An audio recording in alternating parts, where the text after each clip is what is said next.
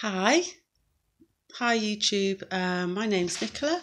I'm really excited today as I'm about to go and pick up the keys for my very first allotment, and I thought it would be really nice to do a blog. Now, I'm not so great at writing. I can do it, I just rather not. So the idea of doing a video diary of my doings up there really appealed, as I hope it will help me, but also other people maybe doing similar things, can share ideas online. There's a whole community on there. It's great. So hi, and hopefully this will be really fun. I'm really looking forward to it anyway. So I live in Scarborough, and I moved into Scarborough town centre nearly a year ago. I've got a very small yard outside. I'm a gardener. I'm really enjoying being in town. We moved from the countryside. I love being in town, but I'm now really missing nature and being in nature and gardening, as I am a gardener. So that's why I thought about getting an allotment. But it's a big decision, big commitment. I prefer to garden communally. I've moved from a community where we all garden together for the benefit of the community. So the idea of taking one on alone didn't really appeal. But the more I've got to know people in Scarborough, I realise there's a lot of people I know who are up there, and actually the allotment itself is a very community orientated space. It's beautiful, actually. I went to visit yesterday, so I can't wait to show you guys. So I've kind of gradually changed my mind. So I phoned the council, Scarborough Council, to ask for an allotment. 10-year waiting list, would you believe? Now, I thought 3 years was a long time, but 10 years. But fortunately, we have an allotment site that's owned by the council, but run by the community of people who work the land there. And so they're doing it a lot more efficiently. I phoned a few months ago, and I've already got half a plot, just the right size for me, and a shed. So I'm really pleased.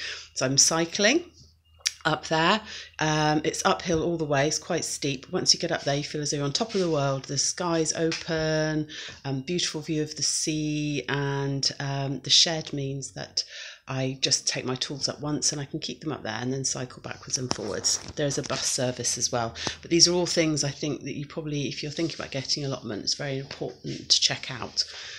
It's a big commitment, so you need to make sure that it's accessible for you, otherwise you just won't end up going. And you do really need to be there, you know, at least once a week, but more than that really, especially when you're first starting out. And I've got some time now before September, before school starts, so I can really spend some time up there, hopefully. Yeah, so I'm going to go and pick my keys up soon. I'm really just on my way, but I just wanted to start this and talk to everybody about it a little bit. The other thing I would like to do with the allotment is I am organic already. I think that's probably fairly normal now, hopefully. I'm not sure what. I've spoken to people who work the site up there, and I don't think everybody is organic up there, but you know, I'm definitely organic. I don't think there's anything unusual in that. But what is a bit unusual is I would like to garden the allotment biodynamically. So I'm not sure if everybody's heard of that. Maybe I will talk a bit more in detail about that later if anyone is watching this and is interested. I think that's going to be a real challenge, because if you're not familiar with biodynamics, working the land in a biodynamic way can seem very weird to an outside observer. So yeah, so that's going to be interesting. It'll certainly challenge my fears of what people think of me when I'm up there. So let's see how that goes down. But yes, maybe we can talk about that a bit later. But biodynamics, I was looking for, I have some experience of biodynamics, but there's certainly people that I can contact to ask for their advice. I think just gardening alone biodynamically, I mean, it's supposed to be part of a whole system, and if you're just in a little garden, it doesn't quite work, but you can still apply some of the principles, and hopefully it'll really help with the success rate on my plot. I'm going to be using this. You can't see it, it's back to front, but it's the biodynamic calendar. I've just ordered one for 2018. It's just £5 or £6 on Amazon. So that's going to be very helpful, kind of help you with your when you should be doing what. And I've got the biodynamic year. Again, you're not really going to be able to see it, are you? Because it's back to front, but the biodynamic. Yeah. So I've just been using that as well. There's lots of helpful hints and tips in that.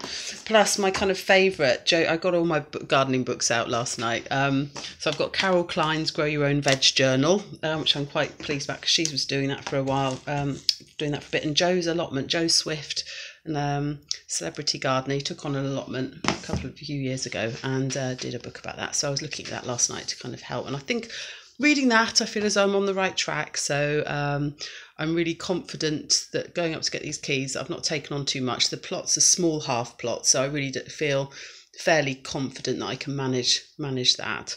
So yeah, let's go and get the keys. And please comment any questions below. I would love to hear from you. This is so exciting, and let's do this together. Okay, goodbye for now.